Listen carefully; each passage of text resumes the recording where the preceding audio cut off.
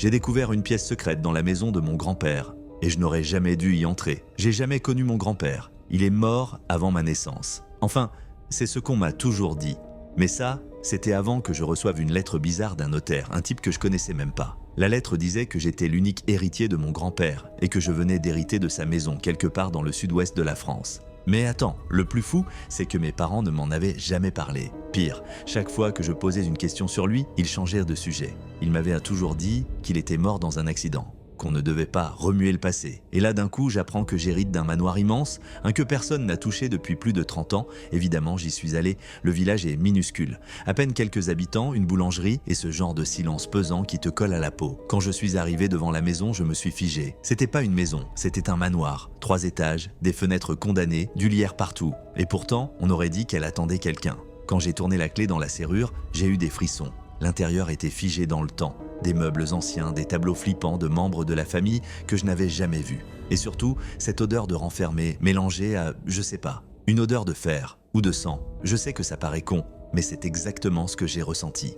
Je suis resté debout dans le hall d'entrée pendant un bon moment, juste à écouter. Pas de bruit, pas un souffle de vent. Et pourtant, j'avais la sensation d'être observé. La première nuit, j'ai dormi dans le salon, sur un vieux canapé poussiéreux. Et à 3h12 du matin, je m'en souviens parfaitement, quelque chose m'a réveillé. Un bruit, des pas, très lents, à l'étage. Sauf que j'étais seul dans la maison. Je suis resté allongé, sans bouger, pendant une bonne heure, à écouter ces pas qui semblaient tourner en rond, juste au-dessus de moi. Le lendemain, je monte à l'étage, rien, mais derrière une vieille armoire encastrée dans le mur, je découvre une porte en métal, minuscule, genre une porte pour enfants. Et sur cette porte, gravée à la main, il y avait écrit « Ne pas ouvrir, même mort, il entend ». Je suis resté figé devant cette inscription pendant de longues minutes. Le genre de message qui semble plus vieux que la maison elle-même. J'ai flippé. Mais j'ai pas pu m'en empêcher. Je suis revenu avec une lampe torche, un pied de biche et j'ai forcé la serrure. Derrière, un escalier en colimaçon descendait, très profond, beaucoup plus que les fondations normales d'une maison. Je me suis arrêté à mi-chemin.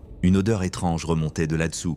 Un mélange de cire, de métal brûlé et de putréfaction. J'ai eu ce moment de lucidité. Ce moment où tu te dis « fais pas ça ». Mais je suis descendu quand même. En bas, une pièce circulaire, entièrement tapissée de miroirs noirs, des dizaines, alignés, parfaitement nets malgré la poussière autour, et au centre, un lit. Un lit d'hôpital rouillé avec des sangles en cuir, à côté, un ancien caméscope encore branché. Et là, sur le mur, un miroir plus grand que les autres. Et derrière ce miroir, quelque chose bougeait, mais c'était pas moi. C'était mon reflet, oui, mais pas en train de faire ce que je faisais. Il me regardait, il me souriait. Je suis parti en courant. J'ai failli tomber dans les escaliers et depuis ce jour, plus rien n'a été normal.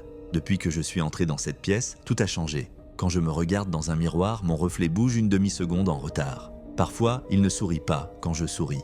Parfois, il me regarde, j'ai commencé à faire des rêves où je suis dans le corps de quelqu'un d'autre. Quelqu'un de vieux, malade, enfermé, attaché. Je ressens sa douleur, son angoisse, ses souvenirs. Mais le pire, c'est ce qui a commencé à arriver à mes proches. Mon ex m'a appelé en panique un soir. Elle m'a dit qu'elle m'avait vu devant chez elle à 4h du matin, juste debout, sans rien dire. Et qu'en me regardant, elle avait eu la sensation que ce n'était pas moi. Mais j'étais à 300 km. Et j'ai les captures de mon GPS pour le prouver. Un collègue m'a dit que je l'avais croisé dans une gare, que je lui avais dit des trucs bizarres, presque comme si je récitais une prière. Les caméras de surveillance confirment. C'était mon visage, mais pas mon corps, pas mes gestes, pas moi. J'ai décidé de fouiller. Dans le grenier, j'ai trouvé une pièce dissimulée derrière des planches, et dans cette pièce, le journal de mon grand-père. Ce qu'il avait écrit m'a glacé le sang. Il racontait comment il était entré en contact avec une société secrète appelée le Cercle du 13e Reflet.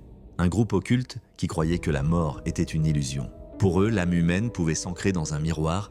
Son père faisait partie du cercle, avant de s'en échapper. Elle-même avait juré de ne jamais remettre les pieds dans le village. Mais quand elle a su que quelqu'un avait rouvert la maison, elle a compris que le cycle recommençait. Elle m'a tendu un petit coffret en bois, à l'intérieur, une clé en obsidienne et un carnet en cuir sec, avec le même symbole que celui gravé au-dessus de la porte cachée dans la maison, le symbole du cercle. Ce carnet contient le rituel de fermeture. Tu peux encore t'en sortir, mais tu dois choisir. Soit tu enfermes l'entité à jamais, soit tu ouvres la porte pour de bon. Et dans ce cas, le cercle revient. Je suis rentré en courant. La maison m'attendait, littéralement. Toutes les lumières étaient allumées, les portes grandes ouvertes. Et dans le couloir, des dizaines de reflets de moi dans les vitres, les cadres, les poignées.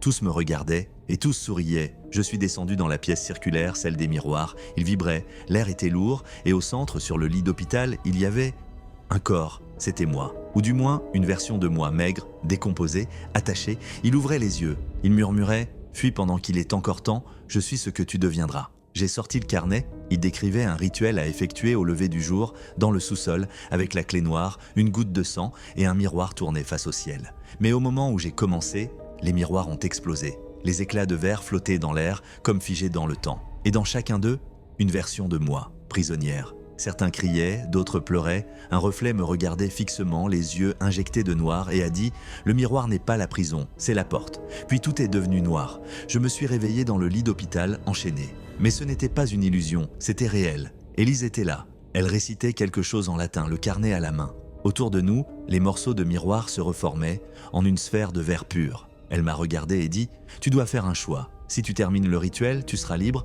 mais lui aussi. Si tu t'arrêtes, tu restes ici, pour toujours, et il ne pourra jamais sortir. » J'ai compris à ce moment-là. Ce n'était pas lui ou moi, c'était moi ou tout le monde. Je me suis mordu le doigt, laissé tomber le sang sur la clé, et j'ai prononcé les derniers mots du rituel. Un hurlement a traversé la pièce. Un cri inhumain venu de l'intérieur des miroirs, puis le silence. Je me suis réveillé chez moi, dans mon vrai lit. Tout semblait normal, mais il y avait un miroir au mur, un que je ne me souvenais pas avoir acheté. Et dedans, je me regardais, mais cette fois, je ne souriais pas. Je criais « Tu crois que c'est la fin ?» Moi aussi. Mais ce matin, j'ai reçu une lettre, sans nom, sans adresse. Une seule phrase, écrite à la main. Le 13e reflet n'est jamais seul. Et maintenant, c'est toi qui m'écoutes. Alors regarde bien ton miroir ce soir. S'il sourit avant toi, cours. Si tu es arrivé à la fin de cette histoire captivante, pense à t'abonner, liker la vidéo et me dire ce que tu en as pensé en commentaire. On se retrouve demain pour une nouvelle histoire.